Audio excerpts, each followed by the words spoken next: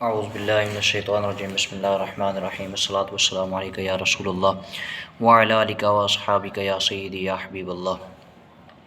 آج ہم جس موضوع پر گفتگو کرنے جا رہے ہیں بہت ہی اہم اور خاص موضوع ہے، کیونکہ آگے رمضان المبارک کا مہینہ تشریف لا رہا ہے، تو اس حوالے سے میں نے ضروری سمجھا کہ اس بات سے میں اپنے بھائیوں کو آگاہ کر دوں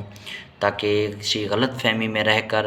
یہ پوسٹ عام نہ کر دیں، آگے نہ پھیلا دیں، دوسروں تک نہ پہنچا دیں اور دوسروں تک پہنچا کر زیادہ گناہ گار نہ ہو جائیں۔ اور وہ پوسٹ کیا ہے، وہ میسیج کیا ہے، وہ کون سی بات ہے جو میں آپ تک شیئر کرنا چاہتا ہوں؟ وہ بات یہ ہے کہ رمضان المبارک کے مہینے کی پہلے جو مبارک دے گا وہ اس پر جنت واجب ہو جائے گی۔ آج اس بات پر گفتگو کرتے ہیں، اور ویڈیو شروع کرنے سے پہلے ہمارے چینل کو سبسکرائب کر لیجئے اور کمنٹس میں اپنی رائے کا اظہار ضرور کیجئے۔ ہماری ویڈیو اچھی لگے تو کمنٹس میں ضرور بتائیے گا۔ ویڈیو شروع کرتے ہیں کہ بہت سارے ہمارے مسلمان نوجوان طبقہ جو سوشل میڈیا پر زیادہ تر مصروف رہتا ہے، تو سوشل میڈیا پر ویسے ٹیپ میسیج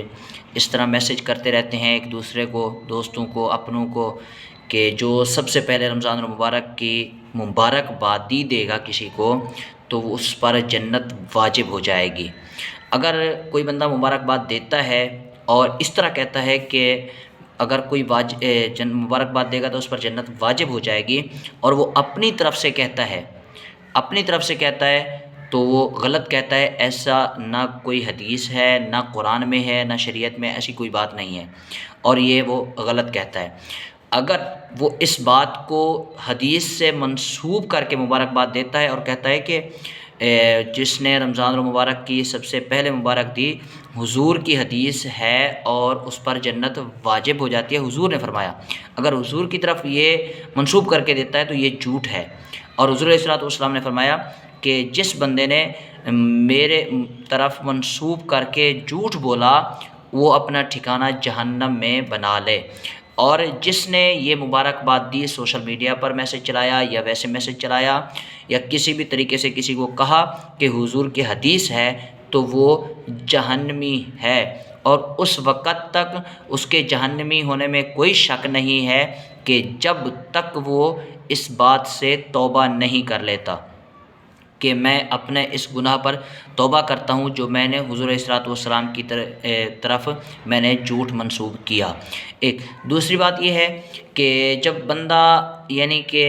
مبارکباد دیتے ہیں تو پھر اس پر نہ نادم ہوتے ہیں، نہ شرمندہ ہوتے ہیں، اور اس پر خوشی منا رہے ہوتے ہیں، خوش ہوتے ہیں کہ ہم نے رمضان المبارک کی مبارکبادی دی، اور ایک بندے نے دیکھا، دو نے دیکھا، تین نے دیکھا، 1000 نے دیکھا، 10,000 نے دیکھا، اسی طرح وہ خوش ہو رہے تھے کہ اتنے لوگوں نے دیکھ لیا۔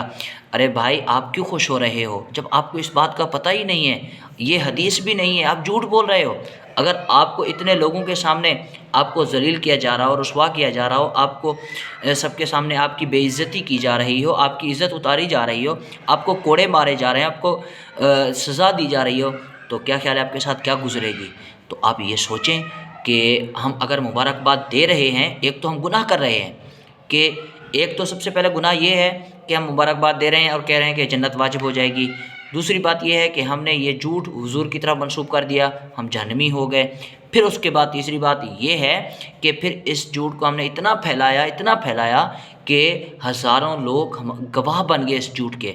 اس وقت تک یہ ایسا بندہ جہنمی ہونے میں کوئی شک نہیں رہے گا جب تک سب کے سامنے وہ اس جھوٹ کی توبہ نہیں کرے گا۔ ایک دوسری بات ہے کہ ہم جنت واجب ہونے کے لیے شارٹ کٹ ڈھونڈتے ہیں۔ اگر ہم روزی کے لیے دیکھیں، روزی کرتے ہیں نا، سب کرتے ہیں، روزگار کے لیے سب دوڑتے ہیں، ادھر ادھر جاتے ہیں، بھاگتے ہیں، اور اپنے روزگار کے لیے سب کام کرتے ہیں۔ کوئی جاب کرتا ہے، کوئی نوکری کرتا ہے، اور کوئی کس طرح جس طرح یعنی کہ جس کا نصیب ہے، جس کا یعنی کہ انداز ہے، جس کا جو ہنر ہے، اسی اپنے طریقے سے، اپنے انداز سے وہ روزی کمانے کی کوشش کرتا ہے۔ اگر کوئی مل کے اندر، فیکٹری کے اندر، یا کسی دفتر کے اندر، کہیں بھی آفس میں، کہیں پر بھی وہ جاب کرتا ہے، اگر اس کے اوپر وہ جو سینئر ہیں، اس کے جو سینئر افسر ہیں، باس ہیں، جو بھی ہیں، وہ اگر اس کو سارا دن باتیں سناتے ہیں، ذلیل کرتے ہیں، پریشان کرتے ہیں، وہ چپ کر کے خاموشی سے سہ لیتا ہے، اور پھر اس کے بعد جب شام کو گھر آتا ہے تو گھر والے بھی پریشان کرتے ہیں، گھر والے بھی باتیں سناتے ہیں طرح طرح کی، اور گھر والے بھی یہ نہیں سوچتے کہ سارا دن وہاں کام کی، باس کی باتیں سنی اور سینئر کی بھی باتیں سنتا رہا، لیکن ہم یہاں خاموش ہیں، نہیں، گھر والے بھی باتیں سنا دیتے ہیں، پھر ہم وہ خوشی سے برداشت بھی کر لیتے ہیں،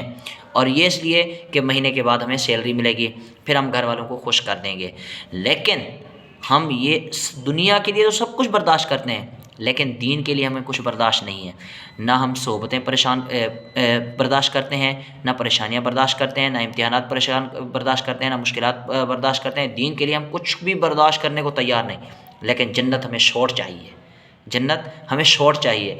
آپ جنت لینا چاہتے ہیں تو پھر دین سیکھیں اور علماء کے ساتھ بیٹھیں، علماء اہل سنت صحیح العقیدہ علماء کی صحبت حاصل کریں، ان کے پاس جائیں، دین سیکھیں، وقت گزاریں، اور دین سیکھنے کے لیے مشکلات بھی آتی ہیں، پریشانیاں بھی آتی ہیں، سب کچھ آتا ہے، تو پھر اس کے بعد جا کر کچھ بندہ بنتا ہے، کچھ سیکھتا ہے، اور پھر جنت ملتی ہے۔ ایسا نہیں کہ آپ چاہیں کہ بس شارٹ ایک میسج کیا، اس میسج سے جنت واجب ہو گئی، جنت ہماری ہو گئی، ایسا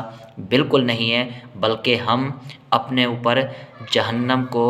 ضروری اور لازم کر رہے ہیں، جہنمی بن رہے ہیں، ہمیں پتہ بھی نہیں ہے، لا علمی میں اور بے دینی میں، دین سے دوری کی وجہ سے یہ سب ہم کام کر رہے ہیں۔ برائے مہربانی